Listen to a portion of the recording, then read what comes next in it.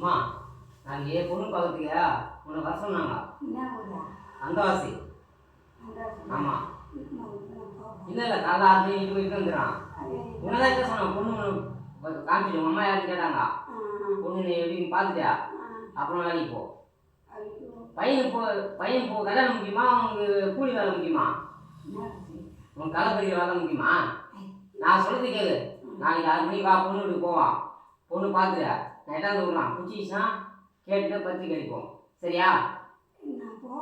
நீ யாரும் யாரும் இல்லை. நீங்கள் நீதாங்கிறா அம்மா தான் பெத்தம்மா தான் வரணும். சொல்கிறது கேளு. நான் வேற யாரும் கூட்டிட்டு போக முடியாது. அவங்க பொண்ணுக்கு பையனுக்கு அம்மா தான் கேட்குறாங்க. உன்னை கேட்பாங்க நல்ல பையனா கெட்ட பையனா, எந்த பழக்கம் இல்லையா, எவ்வளோ சம்பாதிக்கிறான், என்ன வேலை செய்கிறான் அப்படின்னு கேட்பாங்க. நீ தான் பதில் சொல்லணும். நாளைக்கு 6 மணிக்கு பஸ்ஸு போகலாம்.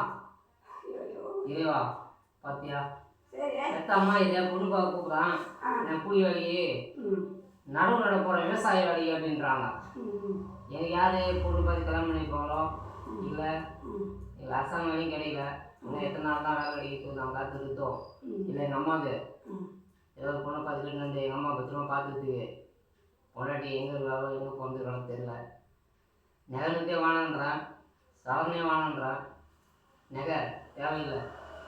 பொண்ணு நல்ல பொண்ணாக இருந்தால் அதே போதும். எங்கள் அம்மா மாதிரி நல்லவங்களா நல்ல பொண்ணாக வந்து காப்பாற்றினா போதும். அந்த பொண்ணு இறைவனை கேட்டுக்கிறேன், கிடைக்குமான்னு தெரியல. சரி நாளைக்கு போல 6 மணிக்கு சொல்கிறது கேளு. மீனாட்சி வர சொல்லுவா. மீனாட்சியாரா?